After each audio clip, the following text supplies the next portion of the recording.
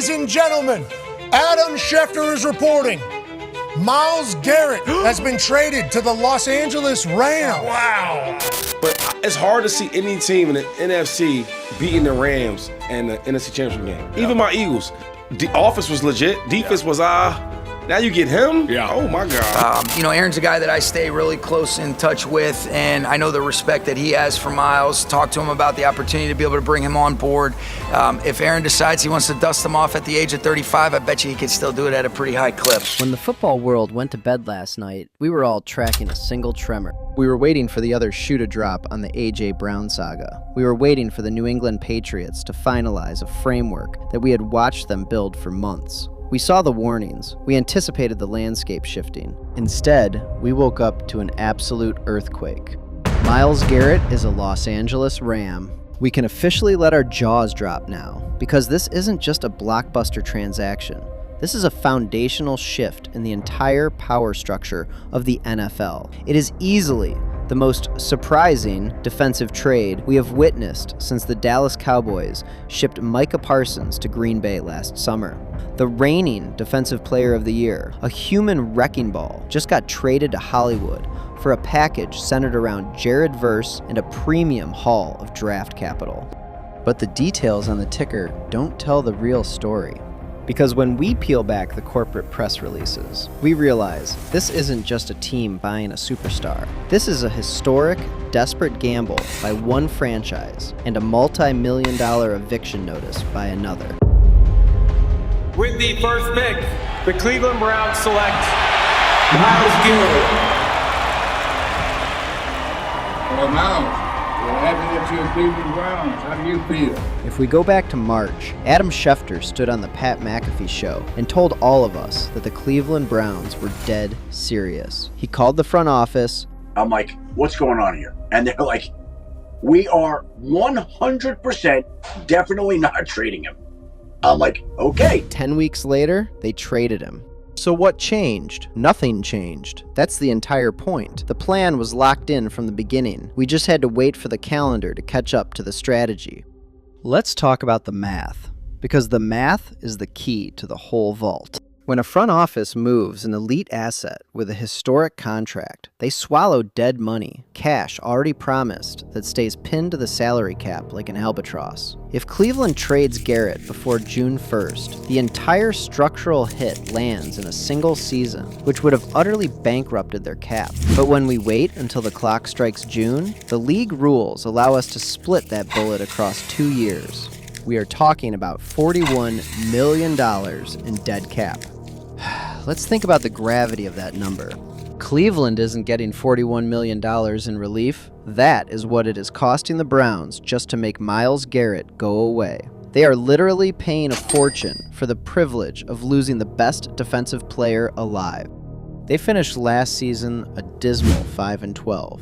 We watched an offense that didn't just struggle. It scored the fewest points in the entire NFL for 2 consecutive seasons, 15.8 points a game. In the modern era, we know that is almost difficult to do on purpose.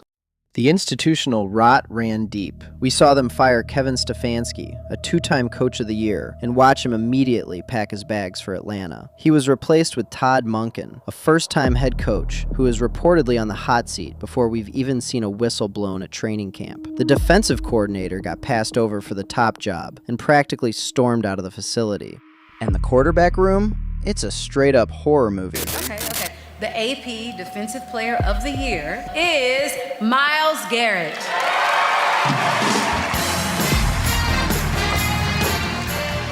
Imagine if we put together the greatest season an edge rusher has ever seen in NFL history. 23 sacks, a single-season record no human being had touched since 2001, bypassing Michael Strahan and TJ Watt to stand completely alone at the summit of the mountain. And our reward is a 5-win season, an offense that can't score, a head coach we've never met, and a quarterback carousel that won't stop spinning. It's the Cleveland Browns.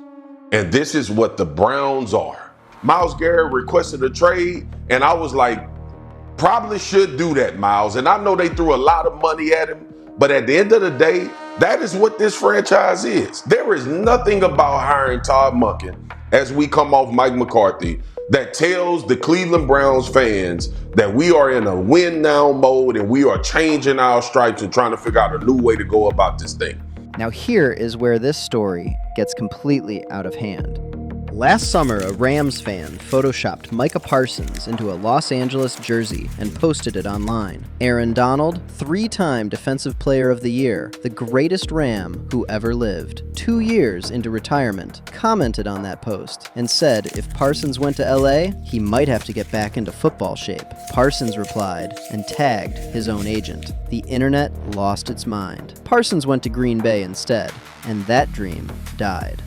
The Rams did not get Parsons. They got the man who just broke the all-time sack record. And now the question is back, louder than ever. Donald's former teammate, Michael Brockers, lit the fire almost immediately after the Garrett trade dropped. I would say that I do have some information that might be considered as some knowledge that others might not have, Brockers said. But I'm not going to tell it all. But I will say this, my guy is staying ready, so he doesn't have to get ready. If you're looking for what is the one thing that it was missing, it was that type of defensive threat like you need that's going to make an impact on defense. Now they got him. Yeah. Yo, Aaron Donald retires, and now you get Myles Garrett? You know I sent that text out. Yeah. You know I sent that text out. What text? AD, what we going to do? He thinking about it. Adam Schefter addressed it on Get Up and said the Rams have spent almost all their available cap space. But then he added this. Another team called and asked me, could the Rams sign Aaron Donald? And I said, they're out of money. And he said, in this league, you can always find money. The math actually works on a veteran minimum. With over 10 seasons played, Donald's minimum deal would be $1.3 million in 2026. The Rams have just enough cap space to squeeze it through if they needed to. Peter Schrager put it plainly. The dream for Aaron Donald was to step away from football and have this Hollywood career where he could be like The Rock or something in the superhero spectrum. I don't know if that's happened, but he has remained in shape. Football shape. If you're Aaron Donald and you're sitting at home and you can come back and play next to Myles Garrett in a Super Bowl in your hometown, don't you at least answer the phone? 2 years out of the league, 35 years old, and his former teammates are hinting. The insiders are planting seeds. And Adam Schefter, the man who knew the Browns were trading Garrett before the Browns admitted it, posted a graphic of Donald and Garrett in Rams uniforms on his Twitter with 2 words underneath. Unfair. What the Rams are building is quite literally unfair. You have one of the best pass rushers, if not the best pass rusher in all of football. You got a top 5 quarterback right now. The premium positions in football, you have premium players in football. It's unfair what the Rams are building. So who actually won the transaction? Let's look at the ledger. But Cleveland's return is actually legitimate when we break it down. Jared Verse is the real deal. The 2024 Defensive Rookie of the Year has already booked 2 Pro Bowls by age 25. He put up 4.5 sacks as a rookie and exploded for 7.5 last year. But the tape is significantly louder than the box score. We see a devastating edge setter against the run and an absolute pressure engine. For a franchise tearing it down to the studs, Verse is dirt cheap for 2 more seasons on a rookie scale. Add a 2027 first-round pick, a second, and a third, and we can see that Cleveland effectively walked away with a value package equivalent to 3 first-rounders. It aligns perfectly with history. When Oakland moved Khalil Mack, they got 2 firsts. When Dallas moved Parsons, they got 2 firsts and a veteran starter. Cleveland got a young Pro Bowler and 3 premium selections. But then we have to look at Los Angeles. The Rams went 12-5 last year. We watched them fall in the NFC Championship game to Seattle by a meager 4 points. 4 points away from the biggest stage in sports. And their quarterback? Matthew Stafford just captured his first career MVP at 38 years old. 46 touchdowns, led the league in passing. And then we heard him announce he was coming back for one final, violent run at a ring. The front office had a chance to draft Reuben Bain Jr. to fortify the edge, but they took quarterback Ty Simpson instead, creating a massive offseason debate that I covered extensively. We all remember Sean McVay's phone call to Simpson on draft night. The underlying tension was clear. They needed an immediate, catastrophic threat on defense. I think this is all about understanding where you are as a program. Last season against New England Patriots, Myles Garrett had 5 sacks, and they lost by 19 points. Think about that. 5 sacks, and you still got blown out of the game. At the end of the day, he made no impact as far as winning football games. And that has nothing to do with Myles Garrett. It has more to do with where Cleveland as an organization is in their timeline. And let's look at the calendar. Super Bowl 61 is being played at SoFi Stadium, the Rams' own building. The last time the Lombardi Trophy was scheduled to be handed out in Los Angeles, we watched Les Snead go completely chips in. He traded for Matthew Stafford. He traded for Von Miller. He signed Odell Beckham Jr. They won the whole damn thing on their own grass. We are seeing them run the exact same playbook. Mortgage the future. Kill the draft capital. Chase a ring in your own backyard. It worked once, so why shouldn't we expect them to spin the wheel again? This is the epic trade of Myles Garrett. In 9 years with the Browns, we barely saw Garrett get a taste of January football. He gave that city his youth, his health, his records, and his prime. And we watched him get virtually nothing in return. Now he walks into a building with a 38-year-old MVP quarterback, a loaded roster, and a real, unfiltered shot at the only vacancy remaining on his legendary resume. So we have to ask the ultimate question.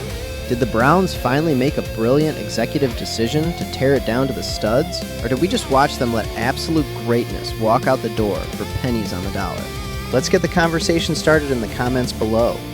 Who do you think truly won this trade? I spent hours putting this together. Hope you all enjoy it. And there's a new hype feature, so feel free to show some love with a hype. Don't forget to subscribe, and I'll see you in the next one.